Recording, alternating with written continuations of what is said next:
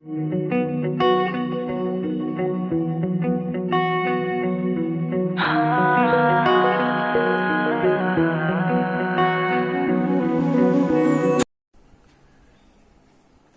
Point आहे बघा, removable discontinuity. Function मध्ये डिस्कंटिन्युटी आहे, पण ती कशी आहे तर रिमूव्हेबल डिस्कंटिन्युटी आहे. म्हणजे फंक्शन मधली ती डिस्कंटिन्युटी आपल्याला काढून टाकता येते. मग डिस्कंटिन्युटी काढून टाकली म्हणजे ते फंक्शन कसं झालं, डिस्कंटिन्युटी गायब केली म्हणजे ते फंक्शन कंटिन्युअस झालं. बघा, a function f of x has a discontinuity at x equal to a. एक फंक्शन घेतलंय आपण एफ ऑफ एक्स आणि हे डिस्कंटिन्युअस आहे. कुठल्या पॉइंटला तर एक्स इक्वल टू ए या पॉइंटला ते function discontinuous and limit x tends to a f of x exist.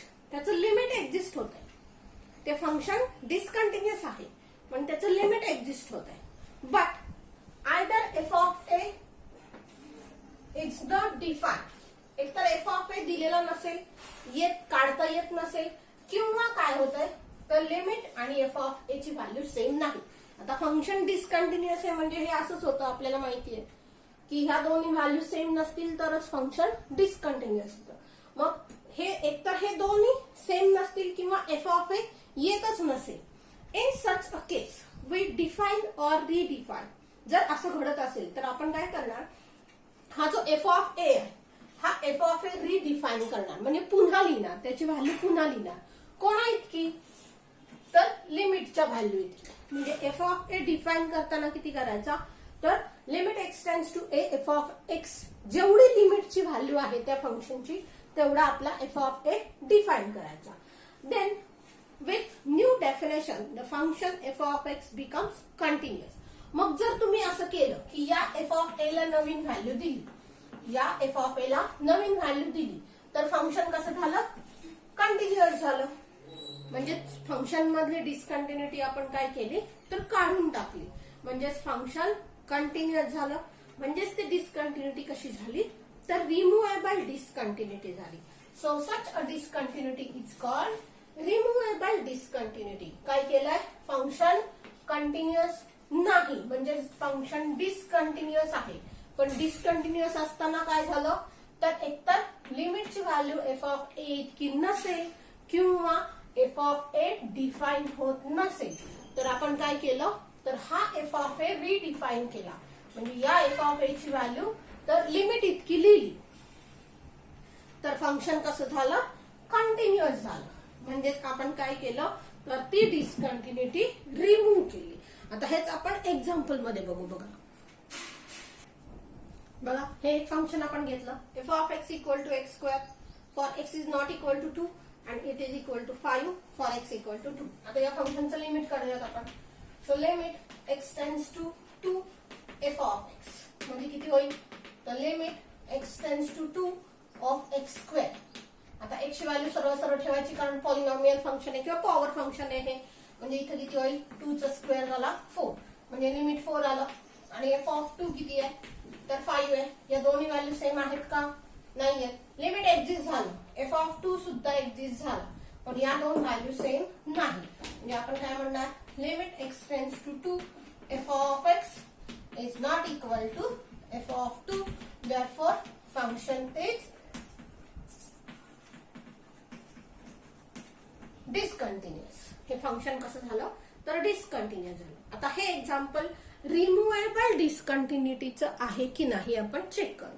आता रिमूव्हेबल डिस्कंटिन्युटी काय सांगते की फंक्शन डिस्कंटिन्युअस असणार पण एकतर F of 2 does not exist असेल. तसं झालंय का नाही झालेलं. तर एफ ऑफ ए आपला एक्झिस्ट झाला.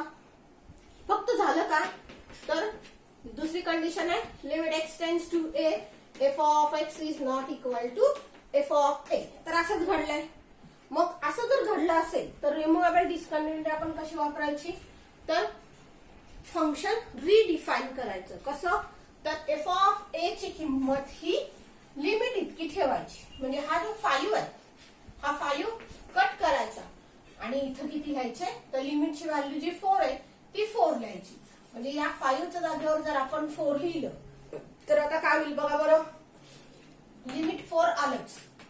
Limit x tends to 2 of x square किती आलं 4 आलं. आणि आता एफ ऑफ 2 किती लिहिणार आपण, या 5 जागेवर 4 लिहायचंय आपल्याला. म्हणजे इथं जर 4 लिहिलं तर या दोन्ही व्हॅल्यू सेम आल्या. म्हणजे आपण काय म्हणणार आहे, तर limit x tends to 2 of x square equal to f of 2. आणि मग फंक्शन कसं झालं, तर कंटिन्युअस झालं. तर हे फंक्शन कंटिन्युअस झालं. म्हणजे आपण काय केलं, तर फंक्शन रिडिफाईन केलं. कसं, तर एफ ऑफ ए च्या जागेवर जेवढी आपली लिमिटची व्हॅल्यू आली होती तेवढी ठेवली आणि फंक्शन कंटिन्युअस केलं. So this is removable discontinuity. ही रिमुव्हेबल डिस्कंटिन्युटी आहे. आता असंच दुसरं एखादं एक्झाम्पल बघूयात. बघा आता ह्या एक्झाम्पल मध्ये आपण इंटरवल मध्ये एक्स घेतला. आपल्याला आता लेफ्ट आणि राईट लिमिट काढावं लागेल. So limit x tends to 2 minus f of x. 2 minus म्हणजे किती झालं बघा बरं. 2 मायनस म्हणजे एक्स ची व्हॅल्यू 2 पेक्षा लहान आहे. फंक्शन काय आलं, 3x आलं. 3x म्हणजे एक्स जागेवर 2 ठेवलं तर 3 2 6 म्हणजे हे लिमिट झालं 6. पुन्हा limit x tends to 2 plus f of x. So this is limit x tends to 2 plus आहे. प्लस म्हणल्यावर एक्स ची व्हॅल्यू 2 पेक्षा मोठी आहे. 2 पेक्षा मोठी म्हणजे तुम्ही इथं आहात, म्हणजे हे एक्स स्क्वेअर आहे. म्हणजे इथं 4 आलं, 2 चा वर्ग झाला 4. आता काय झालं बघा बरं, limit x tends to 2 minus f of x is not equal to limit x tends to 2 plus f of x. बरोबर. म्हणजे फंक्शन कसं झालं, डिस्कंटिन्युअस झालं. आपल्याला हे काढायची गरजच नाही बघा. एफ ऑफ 2 काढला नाही काढला तरी फरक पडणार नाही. एफ ऑफ 2 किती आहे, 4 आहे. या तिन्ही व्हॅल्यू सेम आहेत का बघा. हे आणि हे सेम पाहिजे ना, नाहीये. म्हणजे limit x tends to 2 minus f of x आणि limit x tends to 2 plus f of x same नाही. म्हणजेच काय झालं, फंक्शन डिस्कंटिन्युअस झालं. Therefore function is discontinuous. हे फंक्शन कसं झालं, डिस्कंटिन्युअस झालं. आता ही डिस्कंटिन्युटी रिमुव्हेबल आहे का बघा. याच्यात काय झालंय, लेफ्ट आणि राईट लिमिट सेम नाही. आणि ज्यावेळेस लेफ्ट आणि राईट लिमिट सेम नसतो त्यावेळेस काय होतं, तर limit x tends to 2 f of x does not exist. त्यावेळेस आपलं लिमिटच एक्झिस्ट होत नाही. आणि डेफिनेशन काय सांगते आपल्याला, की लिमिट एक्झिस्ट झालं पाहिजे. या फंक्शनचं लिमिटच एक्झिस्ट झालं पाहिजे पहिल्यांदा. आणि मग लिमिट एक्झिस्ट झाल्यावर या लिमिटची किंमत एफ ऑफ 2 इतकी नसेल तर ते डिस्कंटिन्युटी रिमुव्हेबल आहे. पण यात काय झालं, लिमिटच एक्झिस्ट झालं नाही. त्यामुळं ही डिस्कंटिन्युटी रिमुव्हेबल नाही. याच्यातून डिस्कंटिन्युटी काढून टाकता येत नाही. आलं का. तर हे फंक्शनचं लिमिट एक्झिस्ट करायचं असेल तर आपल्याला ही फंक्शन बदलावी लागते. आणि फंक्शन आपल्याला बदलता येत नाही. आपल्याला फक्त काय बदलता येतं, तर हा जो एफ ऑफ ए ची व्हॅल्यू आहे ही व्हॅल्यू लिमिट इतकी करता येते. पण इथं यांचं लिमिटच वेगवेगळं येत आहे. आता हेच एक्झाम्पल थोडंसं आपण परत बदलूयात बघा. मी इथं 2x लिहिलं तर याचं लिमिट 4 येईल, याचं लिमिट सुद्धा 4 येईल 2 ला काढलं तर. बरोबर. आणि हे एफ ऑफ 2 पण 4 आहे. म्हणजे फंक्शन कंटिन्युअस झालं. पण या 4 च्या जागेवर मी जर 5 लिहिलं तर आता बघा याचं लेफ्ट लिमिट राईट लिमिट 4 येणार आहे. म्हणजे लिमिट एक्झिस्ट होत आहे. पण त्याची व्हॅल्यू एफ ऑफ 2 इतकी नाही. म्हणजे हे डिस्कंटिन्युअस फंक्शन आहे. पण या 5 च्या जागेवर मी जर 4 केलं तर आता हे फंक्शन कंटिन्युअस झालं. म्हणजे मी काय केलं, तर एक्झाम्पल मधली डिस्कंटिन्युटी जी होती ती रिमूव्ह केली. मग आता हे रिमुव्हेबल डिस्कंटिन्युटीचं एक्झाम्पल आहे. मग रिमुव्हेबल डिस्कंटिन्युटी होण्यासाठी पहिल्यांदा काय पाहिजे, तर तुमचं लिमिट एक्झिस्ट झालं पाहिजे. आणि लिमिट एक्झिस्ट होत नसेल तर ते एक्झाम्पल रिमुव्हेबल डिस्कंटिन्युटीचं होत नाही. ते डिस्कंटिन्युअस असतं पण त्याची डिस्कंटिन्युटी आपल्याला काढून टाकता येत नाही. आता आपण काही एक्झाम्पल बघूयात. बघा पहिला एक्सरसाइज सुरू केला आपण. Examine the continuity of f of x equal to sine x if x is less than equal to pi by 4 and it is equal to cos x when x is greater than pi by 4 at x equal to pi by 4. हे आता interval मध्ये आपला x दिलाय, कोणापेक्षा तरी मोठा आणि कोणापेक्षा तरी लहान. मग जनरली जर इथला जो नंबर असतो त्या नंबरला तुमची डिस्कंटिन्युटी कंटिन्युटी चेक करायची असते. म्हणजे आपण लिमिट कोणाचं काढणार आहे तर x टेन्स टू π/4 चं काढणार आहे. आता इथं लेस दॅन आणि ग्रेटर दॅनच्या फॉर्म मध्ये आहे म्हणजे आपल्याला लेफ्ट आणि राईट लिमिट काढावं लागेल. इथं नॉट इक्वल टू आणि इक्वल टू असतं तर एकच लिमिट काढायचं, पण हे असं ग्रेटर दॅन लेस दॅन जर असेल तर लेफ्ट आणि राईट लिमिट काढायचं. मग आता सोल्युशन मध्ये काय काय लिहिणार बघा आपण. Limit x tends to π/4 π/4 minus म्हणजे x ची व्हॅल्यू कशी आता तर π/4 पेक्षा लहान आहे. आता त्याचं फंक्शन घ्यायचं आहे. So limit x tends to π/4 minus f of x.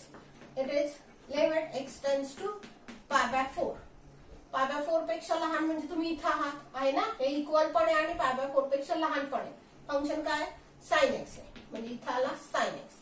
So this is limit हे फंक्शन साधा ट्रिग्नोमेट्रिक फंक्शन आहे.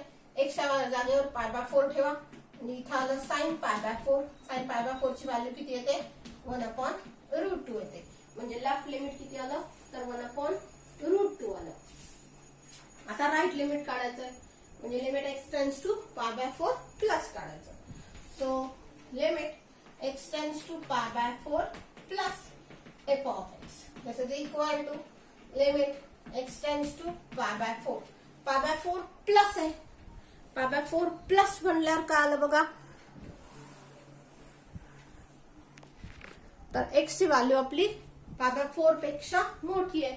π/4 पेक्षा मोठी म्हणजे आपण x इथं घेतलाय त्याचं करस्पॉन्डिंग फंक्शन काय cos x आहे म्हणजे इथं cos x आलं. साधा ट्रिग्नोमेट्रिक फंक्शन आहे. x जागेवर π/4 लिहा. So this is cos π/4. cos π/4 किती येतो तर 1/√2 येतो. आता आपल्याला काय काढायचं आहे तर f ऑफ π/4 काढायचे. मग f ऑफ π/4 काढायचं असेल तर आपण आता काय करणार बघा. f ऑफ π/4 म्हणजे x ची किंमत आपल्याला किती ठेवायची आहे π/4 ठेवायची. म्हणजेच आपण काय करणार आहे तर f ऑफ x मध्ये x ची किंमत ठेवणार π/4. मग आता x इक्वल टू π/4 होतोय. आता इथं चेक करूयात आपण x इक्वल टू π/4 कुठं दिसतोय का आपल्याला तर इथं दिसतोय आहे. मग x इक्वल टू आणि लेस दॅन आहे π/4 पेक्षा. मग इक्वल टू इथं आहे त्याचं करस्पॉन्डिंग फंक्शन घ्यायचं. आलं लक्षात. कुठलंही घ्यायचं नाही, जिथं x इक्वल टू होतो तिथलं फंक्शन घ्यायचं. म्हणजे आपण काय करणार आहे तर या sin x मध्ये x ची किंमत π/4 ठेवणार. सो sin x जागेवर आलं π/4 म्हणजे याची किंमत किती आली पुन्हा 1/√2. बघा लेफ्ट लिमिट आलं 1/√2, राईट लिमिट आलं 1/√2 आणि f ऑफ π/4 आलं 1/√2. तिन्ही व्हॅल्यू सेम झाल्या.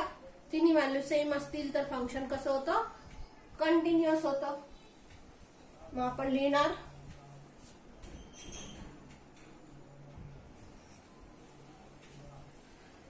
so from 1, 2 and 3 limit x tends to π/4 minus f of x. This is equal to limit x tends to π/4 plus f of x equal to f of π/4. या तिन्ही value same आल्या त्यामुळे function कसं झालं continuous झालं. Therefore function is continuous at x equal to π/4. π/4 ला function कसं झालं तर कंटिन्युअस झालं. हे लिमिटचं एक्झाम्पल आहे. फक्त पुढच्या दोन ओळी वाढल्या बघा. From 1, 2 and 3 left limit right limit आणि f ऑफ π/4 सेम आणि फंक्शन कंटिन्युअस आहे की डिस्कंटिन्युअस आहे तेवढं लिहायचं आहे. हे सगळी एक्झाम्पल ही लिमिटचीच आहे आपली.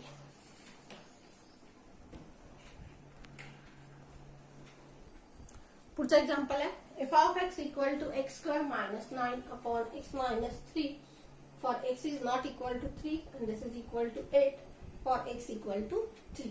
आता बघा हे नॉट इक्वल टू आणि इक्वल टू च्या फॉर्मॅट मध्ये दिलंय. म्हणजे आता आपल्याला फक्त एकच लिमिट काढायचं, दोन दोन लिमिट काढायची नाही.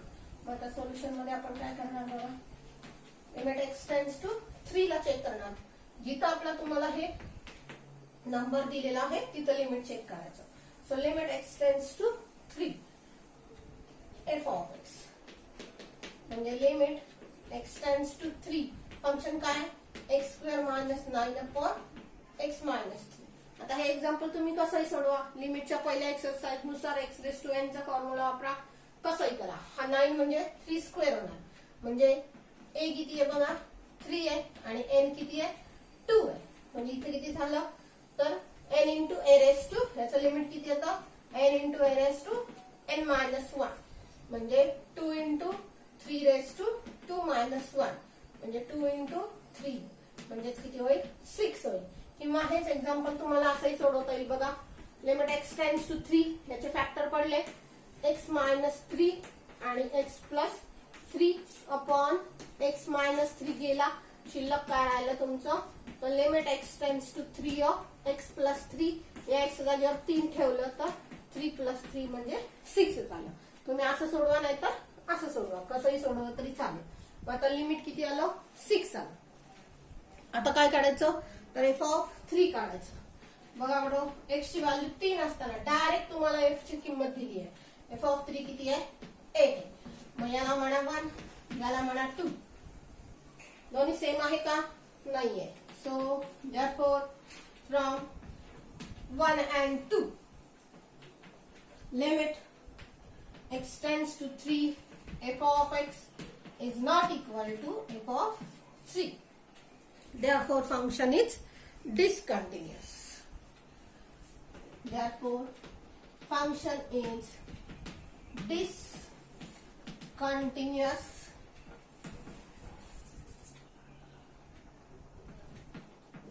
at x equal to 3.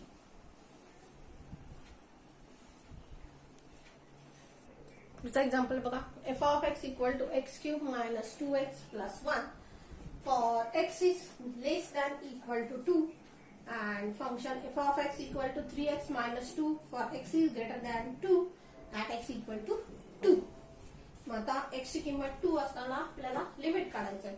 तर x कसा दिलाय लेस दॅन ग्रेटर दॅन मध्ये दिलाय, इंटरवल मध्ये दिलाय म्हणजे आपल्याला लेफ्ट आणि राईट लिमिट दोन्ही काढावे लागतील.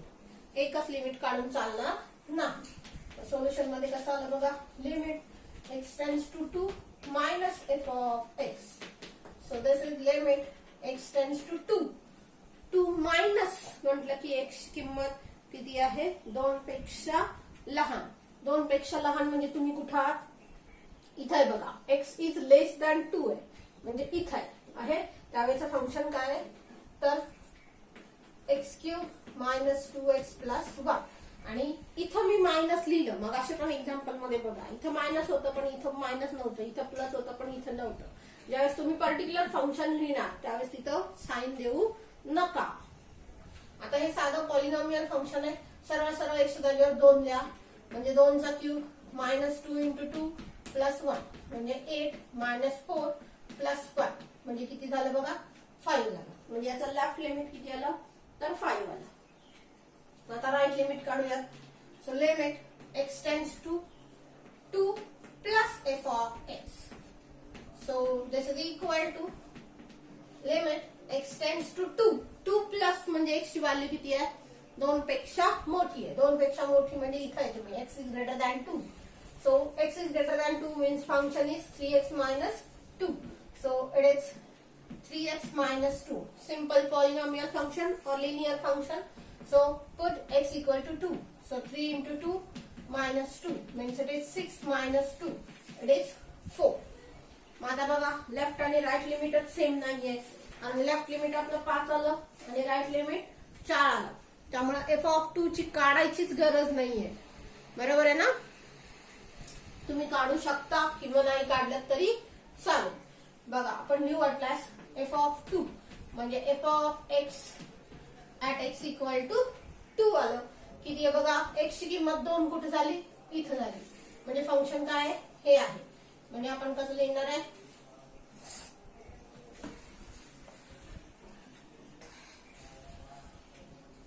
X cube minus 2x plus 1 at x equal to 2. 2 चा क्यूब मायनस 2 इंटू 2 प्लस 1 म्हणजे हे किती होणार आहे 5 होणार आहे आपल्याला माहिती आहे वरच्या प्रमाणे. मग आता काय झालं, लेफ्ट आणि राईट लिमिट सेम आलेलं नाही आणि लेफ्ट लिमिट आणि f(2) सेम आहे. म्हणजे काय झालं बघा. So from 1, 2 and 3 f(2) equal to limit x tends to 2 minus f(x). हे दोन्ही सेम आहेत ना 5, पण हे नॉट इक्वल टू आहे limit x tends to 2 plus f(x). त्यामुळे फंक्शन डिस्कंटिन्युअस झाला. So therefore function is discontinuous at x equal to 2. आता सपोज तुम्ही हे नाही काढलं, म्हणजे आता इथे हे काढलंय, आपण काढलंय ना, सपोज हे नाही काढलं तरी चालतं. मग आता इथंच काय झालंय, तर लेफ्ट आणि राईट लिमिट सेम आले. मग आता बघा हे यायची गरज नाहीये. मग तर तुम्ही काय लिहिणार आहे, ओ सॉरी, याला आपण 1 नंबर दिला पाहिजे, तो नंबर द्यायचा राहिला बघा आपला. हा, हे नंबर. आता सपोज हे नाही लिहिलं, मग हे पण लिहायची गरज नाहीये असं. मग ह्याच्या बदल्यात आपण कसं लिहिणार आहे, तर फक्त लेफ्ट आणि राईट लिमिट वरूनच आपल्याला कळतंय. मग आपण डायरेक्ट म्हणायचं फ्रॉम 1 and 2 काय झालं, limit x tends to 2 minus f(x) is not equal to limit x tends to 2 plus f(x). एवढंच म्हणायचं. याच्यावरूनच आपल्याला कळतंय function is discontinuous at x equal to 2. एवढंच लिहायचं. इथून हे लिहायचं, हे लिहिलं तर हे लिहायचं.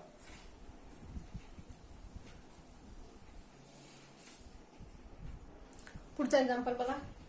f(x) equal to x³ minus 8 upon root of x plus 2 minus root of 3x minus 2 for x is not equal to 2 and it is equal to 2 and minus 24 for x equal to 2. आता 2 ला आपल्याला limit check करायचं आहे. So limit x tends to 2, एकच limit काढायचं आहे कारण x not equal to आणि इक्वल टू च्या फॉर्मॅट मध्ये दिला. f(x) this is equal to limit x tends to 2 x³ minus 8 upon root of x plus 3 minus x plus 2 आणि 3x minus 2. आता जर नीट बघितलं तर इथं 2 रूटची वजाबाकी आहे आणि दोन्ही रूट मध्ये x आहे. म्हणजे आपल्याला रॅशनलायझेशन करायचंय आणि हे जे फॅक्टर सुद्धा पडणार, पण याचा डिनॉमिनेटर इथं नाहीये, त्यामुळं आपल्याला रॅशनलायझेशन करावं लागेल. So limit x tends to 2 x³ minus 8 upon root of x plus 2 minus root of 3x minus 2 into कशाने मल्टिप्लाय करणार, इथलं साइन प्लस घ्यायचं. So root of x plus 2 plus root of 3x minus 2 upon root of x plus 2 plus root of 3x minus 2. आता हे काय झालं, a minus b, a plus b, म्हणजे denominator मध्ये a² minus b² झाले आणि अंशामध्ये सरळ गुणाकार झाला. So limit x tends to 2 x³ minus 8 हा पहिला ब्रॅकेट आला, तर तो रूटचा दुसरा ब्रॅकेट आला, root of x plus 2 plus root of 3x minus 2. हे तसंच राहिलं. खाली काय होईल, a². मग आता रूटचा स्क्वेअर किती झाला, तर रूट निघून गेला म्हणजे x plus 2 झालं, मायनस या रूटचा स्क्वेअर काय झाला, रूट निघून गेलं आणि शिल्लक राहिलं 3x minus 2.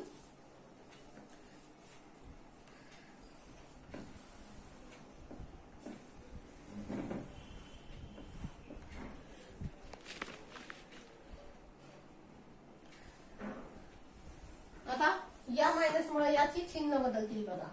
So limit x tends to 2, हा न्यूमरेटर तसाच, x³ minus 8 into root of x plus 2 plus root of 3x minus 2. Numerator मध्ये काहीच बदल होणार नाही. डिनॉमिनेटर मध्ये काय होईल बघा, x प्लस 2 मायनस हे झालं 3x आणि प्लस 2. डिनॉमिनेटर किती झाला, हे झाले मायनस 2x आणि हे झाले 4.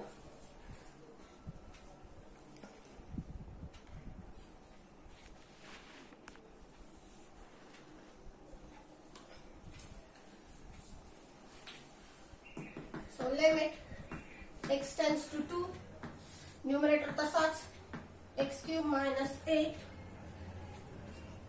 into root of x plus 2 plus root of 3x minus 2 upon हे झालं minus 2x plus 4. आता यातून बघा minus 2 कॉमन निघेल.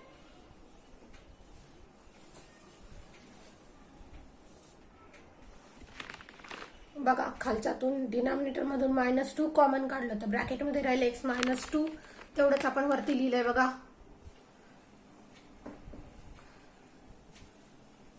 आता याचे फॅक्टर काढा.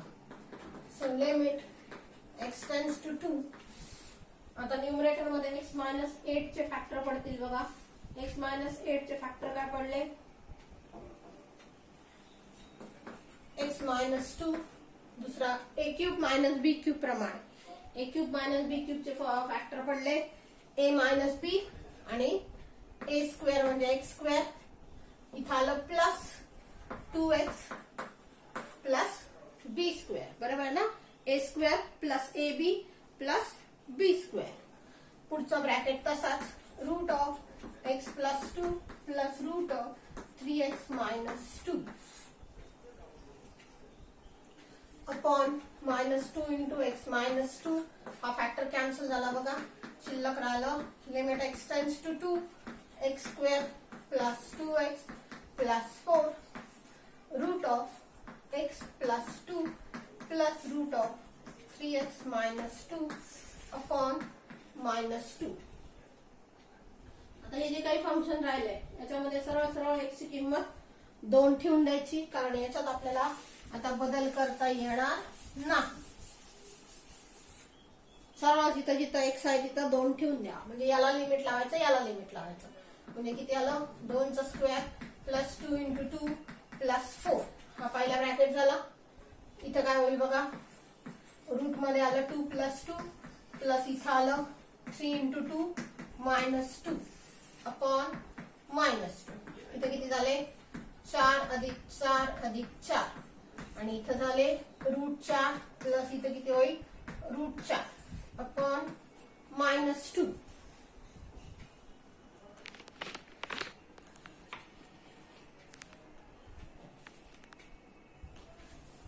पुढे किती होईल बघा, हे 4 त्रिक 12 झाले आणि हे 2 प्लस 2 होईल अपॉन -2.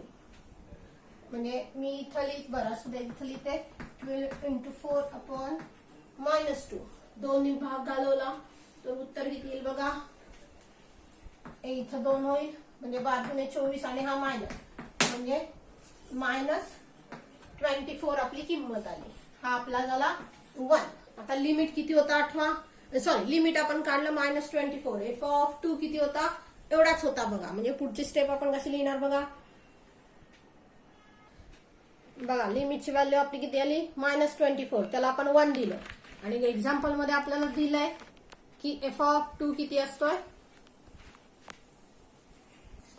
एफ ऑफ 2 आहे -24. त्याला म्हणलं आपण 2 नंबरचं इक्वेशन. therefore फ्रॉम 1 and 2 काय झालं, limit x tends to 2 f of x equal to f of 2. या दोन्ही व्हॅल्यू सेम झाल्या. therefore function is continuous at x equal to 2. त्यामुळे फंक्शन 2 ला काय झालं तर कंटिन्युअस झालं. पुढचं एक्झाम्पल बघा. F of x equal to x square plus 8x minus 20 upon 2x square minus 9x plus 10 for 0 is less than x is less than 3 and x is not equal to 2 equal to 12 for x equal to 2 and 2 2 minus x 2x minus x square upon x minus 4 for 3 is less than equal to x is less than 4. आणि continuity कुठे check करायची बघा, तर at x equal to 2 ला. आता हे example थोडंसं फसवाय बघा. आपल्याला कंटिन्युटी कुठे चेक करायला सांगितलेली आहे त्यांनी, ऍट x इक्वल टू 2 ला. मग आता देताना फंक्शन तीन दिलेत बघा, हे एक आणि हे एक. आता हे कधी आहे, 0 is less than x is less than 3. म्हणजे आपलं फंक्शन कसं आहे बघा, इथं 0 आहे, इथं 1 आहे, 2 आहे, 3 आहे आणि 4 आहे. मग 0 सोडून दिलाय, 3 सोडून दिलाय, बरोबर. मग या 0 पासून पुढं आणि 3 च्या अलीकडे तुमचं फंक्शन हे आहे. पण त्यावेळेस x ची किंमत 2 नाहीये बघा, तर x ची किंमत 2 झाल्यावर तुमचं फंक्शन आहे 12. आणि परत 3 ते 4 म्हणजे 3 पासून आपण स्टार्ट झालो आणि 4 च्या अलीकडे, त्यावेळेस फंक्शन हे आहे. पण आपल्याला कंटिन्युटी 2 ला चेक करायची, 3 ला नाही करायची. म्हणजे फंक्शन देताना आपल्याला थोडंसं डिस्टर्ब दिलंय, वेगळं दिलंय आणि कंटिन्युटी वेगळ्याची चेक करायची. बघा फंक्शन 2 ला चेक करायचंय. मग इथं x is not equal to आहे, मग त्यावेळेस फंक्शन काय घ्यायचं, हे घ्यायचं. आणि x इक्वल टू आहे त्यावेळेस फंक्शन हे घ्यायचं. म्हणजे या फंक्शनचा आपल्याला काहीच संबंध नाहीये 2 शी. म्हणजे आपण फक्त एकच लिमिट काढायचं, लिमिट x टेंड्स टू 2. कारण 2 चा संबंध घेतला तर आपल्याला फक्त एवढंच बघायचं, हे आणि हे. x is not equal to 2 function हे आहे, x इक्वल टू 2 12 आहे. त्यामुळे आपण एक लिमिट काढायचं आणि हे बघायचं आणि कंटिन्युटी लिहायची. आता जर 3 ला चेक करायचं असतं तर आपण काय केलं असतं बघा, तर इथं 3 ला फंक्शन फुटलंय, 3 च्या अलीकडे आणि 3 च्या पलीकडे. म्हणजे 3 चं लेफ्ट लिमिट काढावं लागलं असतं, 3 चं राईट लिमिट काढायला लागलं असतं आणि f(3) काढायला लागलं असतं, बरोबर ना. पण आपल्याला 2 ला काढायचंय, त्यामुळे आपण फंक्शन घेताना कसं घेणार बघा आता. मग so limit x tends to 2 f of x, limit x tends to 2 not equal to कुठे आहे, इथं झालंय, याच्याकडे लक्ष द्या. फंक्शन काय हे आहे. So x square plus 8x minus 20 upon 2x square minus 9x plus 10. आता याचे फॅक्टर पाडूयात. So limit x tends to 2, बघा गुणाकार आहे -20 आणि बेरीज आहे +8. काय फॅक्टर पडतील बघा, -20 आहे आणि +8 म्हणजे 10 आणि -2, बरोबर आहे का, चेक करा. सो x प्लस 10 आणि x मायनस 2 अपॉन खाली पुन्हा बेरीज पाहिजे 20 आणि गुणाकार पाहिजे -9 म्हणजे -4 -5.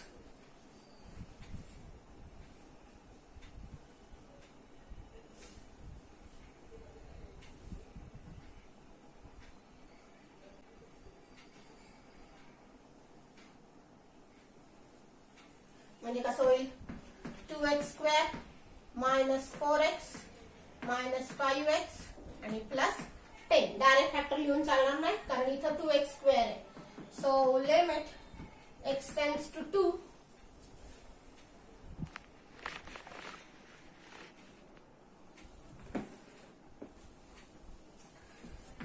x plus 10 x minus 2 upon यातून बघा 2x कॉमन निघेल, कंसात राहिला x मायनस 2, यातून -5 कॉमन निघेल x minus 2.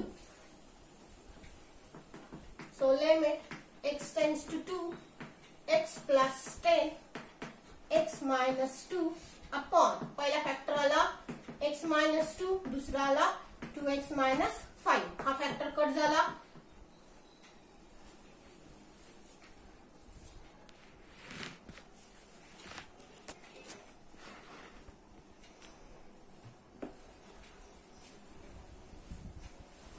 So limit x tends to 2 काय शिल्लक राहिलं, x plus 10 upon 2x minus 5. आता हे साधं फंक्शन्स आहेत, x जागेवर 2 लिहायचं सरळ सरळ आपल्याला. म्हणजे किती होईल बघा,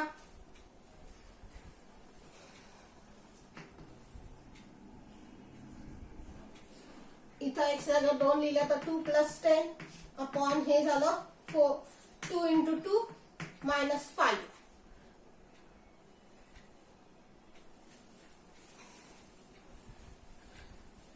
म्हणजे हे झालं 12/4 मायनस 5 म्हणजे -12 उत्तर आलं.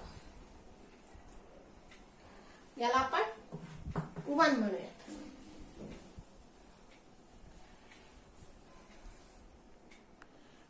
पुन्हा f(2) काढायचा.